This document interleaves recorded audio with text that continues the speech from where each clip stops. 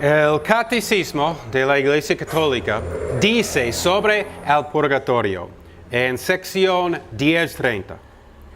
Los que mueren en la gracia y en la amistad de Dios, pero imperfectamente purificados, aunque están seguros de su eterna salvación, sufren después de su muerte una purificación a fin de obtener la santidad necesaria para entrar en la alegría del cielo. Entonces vemos cuál es la doctrina aquí. Que después de morir hay que entrar a un lugar, lo que se llama el purgatorio, lo que es en la presencia de Dios según Roma. Y en la presencia de Dios, en medio de un fuego, las personas están purificadas, porque no han sido purificadas perfectamente. O sea, su pecado queda después de morir. Esta es la doctrina. Sección 1031. La Iglesia llama purgatorio a esta purificación final de los elegidos, que es completamente distinta del castigo de los condenados. La Iglesia ha formulado la doctrina de la fe relativa al purgatorio, sobre todo en los concilios de Florencia y de Trento. La tradición de la Iglesia, haciendo referencia a ciertos textos de la Escritura, habla de un fuego purificador. Respecto a ciertas faltas ligeras, es necesario creer que, antes del juicio, existe un fuego purificador, según lo que afirma aquel que es la verdad, al decir que si alguno ha pronunciado una blasfemia contra el Espíritu Santo, esto no le será perdonado, ni en este siglo, ni en el futuro. Esto es Mateo 12:31. En esta frase podemos entender que algunas faltas pueden ser perdonadas en este siglo, pero otras en el siglo futuro. Entonces, de aquí, de Mateo 12, viene la doctrina que hay faltas que hay que perdonar en el futuro después de morir. Sección 1032. Esta enseñanza se apoya también en la práctica de la oración por los difuntos, de la que ya habla la Escritura. Por eso mandó Judas Macabeo hacer este sacrificio expiatorio en favor de los muertos, para que quedaran liberados del pecado. Esto es segundo de Macabeos, capítulo 12, versículo 46. Desde los primeros tiempos, la Iglesia ha honrado la memoria de los difuntos y ha ofrecido sufragios en su favor, en particular el sacrificio eucarístico, para que, una vez purificados, puedan llegar a la visión beatífica de Dios. La Iglesia también recomienda las limosnas, las indulgencias y las obras de penitencia en favor de los difuntos. Y esta sección termina: llevémosles socorros y hagamos su conmemoración. Si los hijos de Job fueron purificados por el sacrificio de su padre, ¿por qué habríamos de dudar de que nuestras ofrendas por los muertos les lleven un cierto consuelo? No dudemos, pues, en socorrer a los que han partido y en ofrecer nuestras plegarias por ellos. Entonces aquí leemos lo que dice la Iglesia Católica acerca de su doctrina del purgatorio. Hay un fuego que limpia. 1 de Corintios 3:15.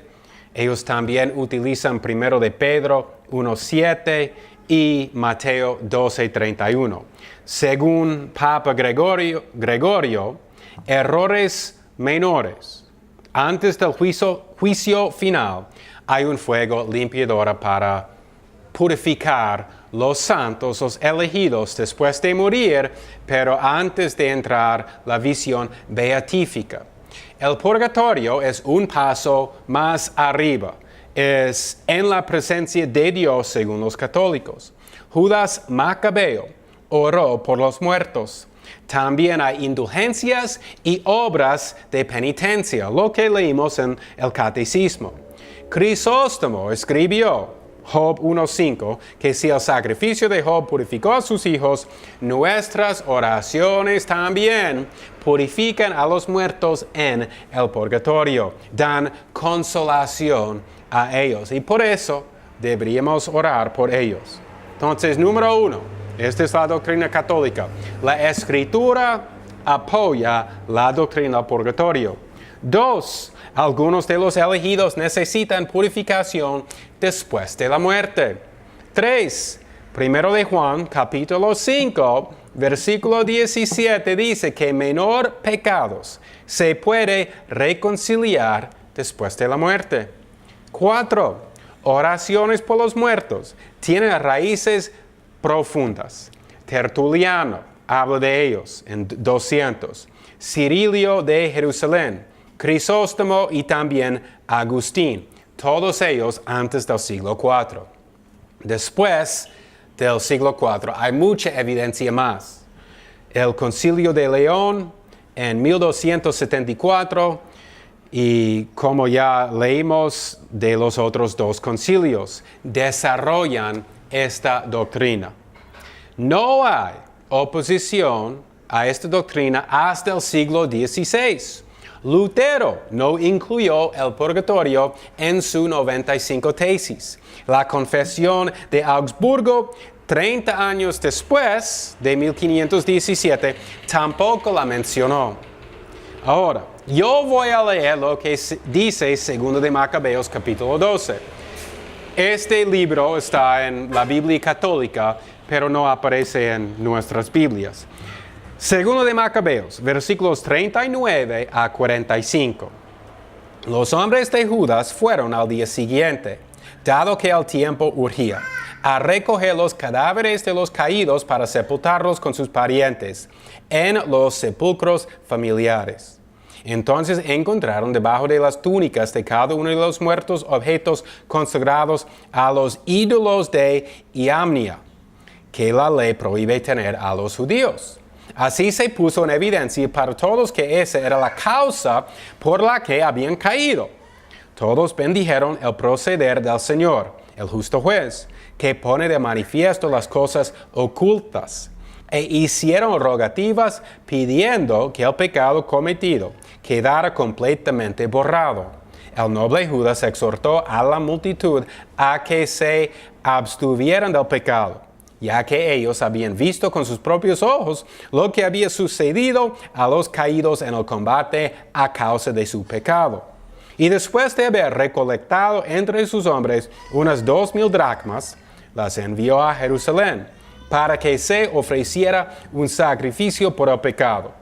Él realizó este hermoso y noble gesto con el pensamiento puesto en la resurrección, porque si no hubiera esperado que los caídos en la batalla iban a resucitar, habría sido inútil y superfluo orar por los difuntos. Además, él tenía presente la magnífica recompensa que está reservada a los que mueran piadosamente, y este es un pensamiento santo y piadoso. Por eso, mandó ofrecer el sacrificio de expiación por los muertos, para que fueran librados de sus pecados. Todos los guerreros judíos, aquí en esta historia, eran idólatras.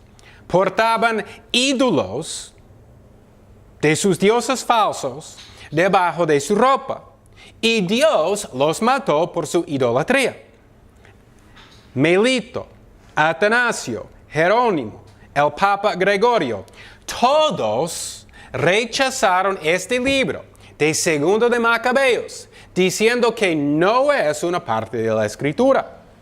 Su pecado era un pecado mortal. Aquí, idolatría, un pecado mortal en la mente católica. Ellos tienen sus pecados venales y sus pecados mortales. Los pecados mortales no puedes purificar en el purgatorio. Pero aquí, ¿qué es que vemos? Ellos, estos guerreros judíos idólatras, han cometido, según la mente católica, un pecado mortal. O sea, no pueden ir al purgatorio para purificar sus almas, porque es idolatría y van al infierno. No hay cómo, por eso, orar por ellos. También, las oraciones para los muertos no son para el perdón de pecado, sino que reciben consuelo en el paraíso. No se tratan de la miseria y necesidad de misericordia. Tertuliano reconoció esto. Clemente y Origen apoyaban la necesidad de una limpieza del alma. Esto proviene de la filosofía griega y no de la escritura. Agustín es verdad que también apoyaba esto, pero puede ser que tiene que ver algo con lo que dijo su madre. Agustín y su hermano estaban allá en la cama al lado de su madre. La madre estaba en la cama muriendo. Y ella dijo que ellos oren por ella después de morir, cuando van a la misa. Ahora, entonces por eso puede ser que eso tiene una parte por la cual Agustín apoyó esta doctrina. Pero ahora vamos a leer Mateo capítulo 12, porque este es otro texto que los católicos utilizan para apoyar esta doctrina. Mateo 12.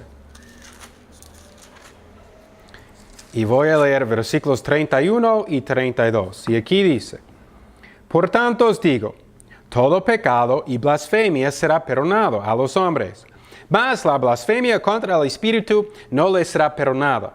A cualquiera que dijere alguna palabra contra el Hijo del Hombre, le será perdonado. Pero al que hable contra el Espíritu Santo, no le será perdonado, ni en este siglo, ni en el venidero. Entonces ellos dicen, ve, aquí hay pecado que se puede perdonar en el siglo venidero. Y eso es el purgatorio después de la muerte. Así ellos tienen esta doctrina. La interpretación para apoyar el purgatorio dice que es posible que habrá pecado, que habrá perdón de pecado en el siglo venidero. El problema es que hay un pasaje paralelo a este Mateo capítulo 12. Y eso es en el libro de Marcos capítulo 3. Y acá nos da otro significado. Entonces vamos a Marcos 3, 28 y 29. Y aquí la Biblia dice, Marcos 3, 28 y 29. Aquí la Biblia dice: De cierto os digo que todos los pecados serán perdonados a los hijos de los hombres, y las blasfemias, cualesquiera que sean, pero cualquiera que blasfeme contra el Espíritu Santo, no tiene jamás perdón, sino que es reo de juicio eterno. Esto da el significado de las palabras de Jesús en Mateo capítulo 12. Jesús está diciendo que este pecado no se puede perdonar. Eso es el asunto del pasaje. No que es posible tener perdón de pecado en un siglo venidero. Ahora, en 1 Corintios capítulo 3, la Iglesia Católica también utiliza este texto para apoyar su doctrina. 1 Corintios capítulo 3, versículos 8 a 15.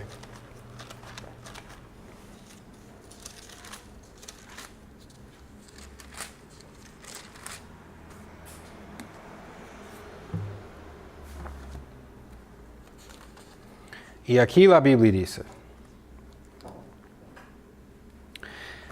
Y el que planta y el que riega son una misma cosa, aunque cada uno recibirá su recompensa conforme a su labor.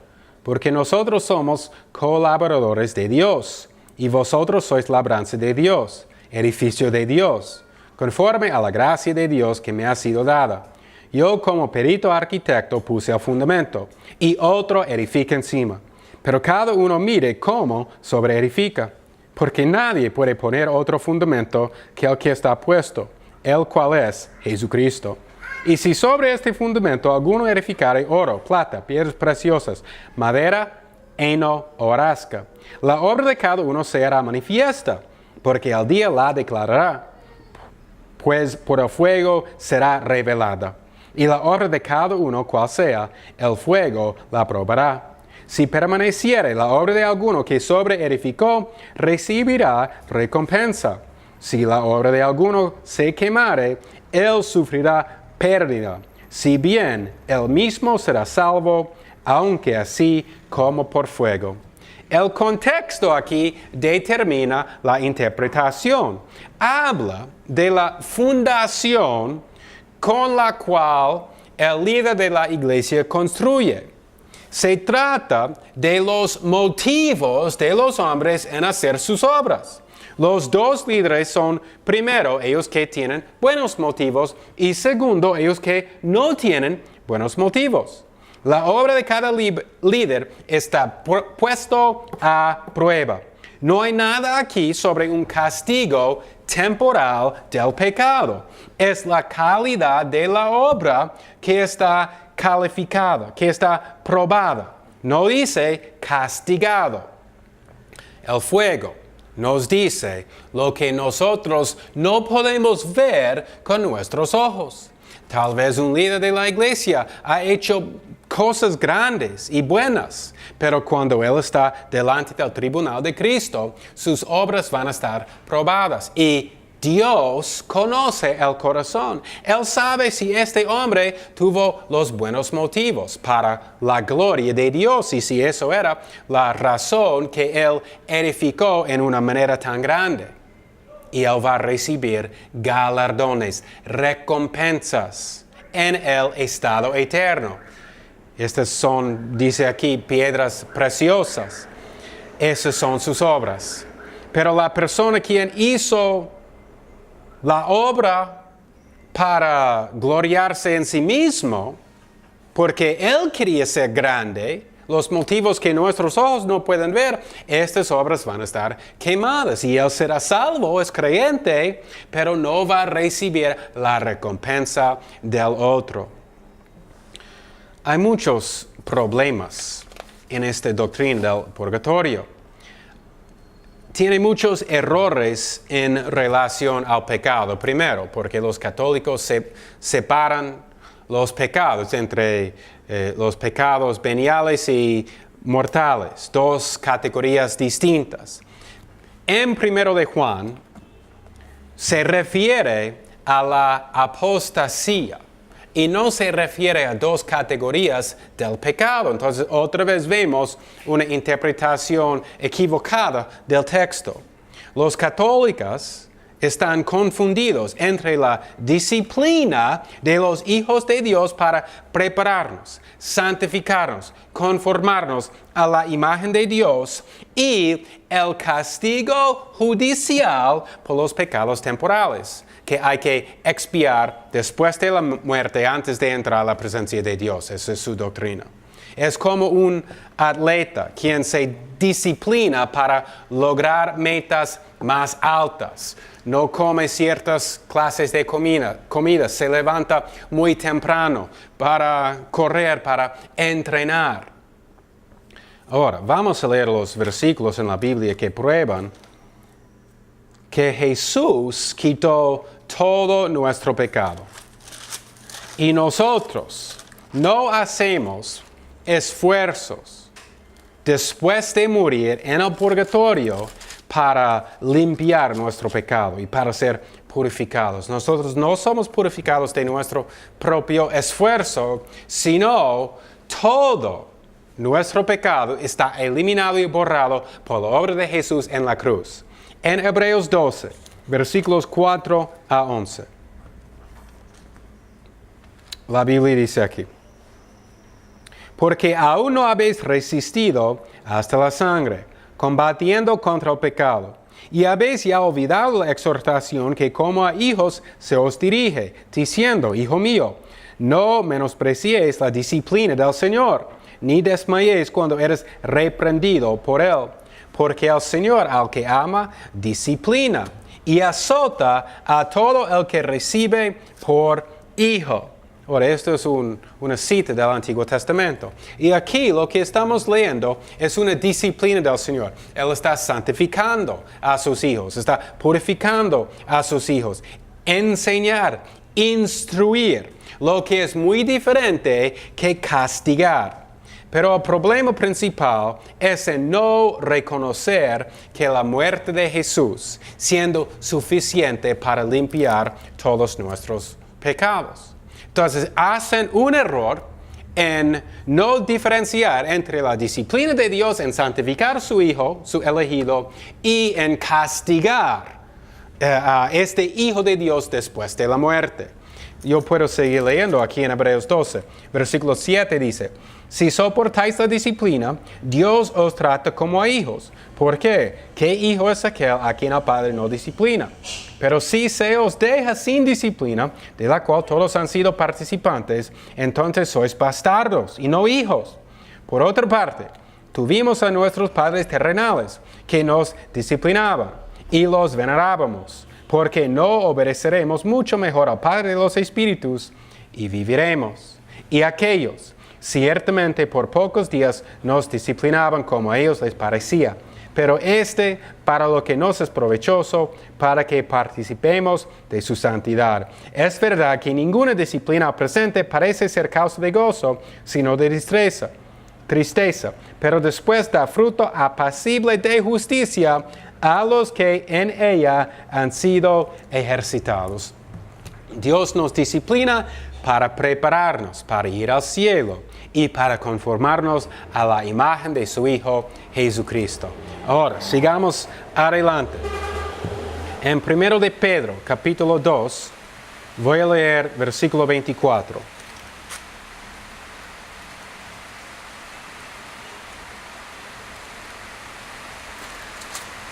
Trento dijo que es posible morir justificado, pero impuro. Y por eso el purgatorio. En 1 de Pedro 2:24, la Biblia dice, quien llevó él mismo nuestros pecados en su cuerpo sobre el madero, para que nosotros, estando muertos a los pecados, vivamos a la justicia, y por cuya herida fuisteis sanados. La Biblia dice que Cristo llevó nuestros pecados.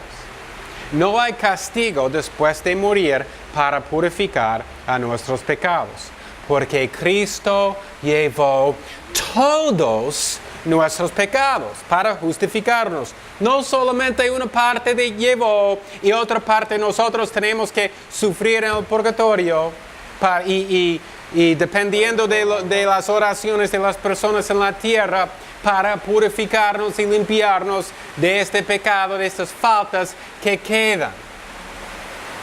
También en 2 de Corintios, capítulo 5, versículo 21. 2 de Corintios 5:21. Al que no conoció pecado, por nosotros lo hizo pecado, para que nosotros fuésemos hechos justicia de Dios en él. Es una propiciación en que Jesús murió en nuestro lugar, como un sustituto por nosotros. La cláusula segunda en este versículo de 2 de Corintios 5:21 es una de propósito. Él murió por esta razón, para que nosotros fuésemos hechos justicia de Dios en él. Ahora, en Romanos capítulo 4, voy a leer versículos 6 a 8.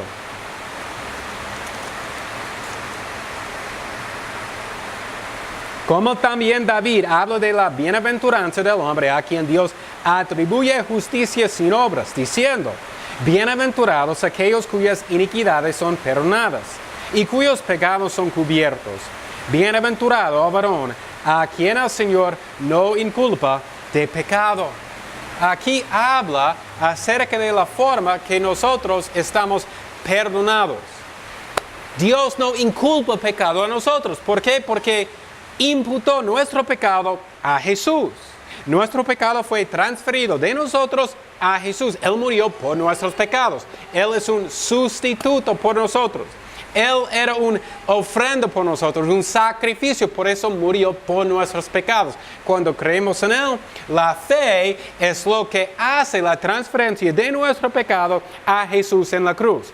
Todo nuestro pecado. Jesús murió por todos los pecados de los elegidos.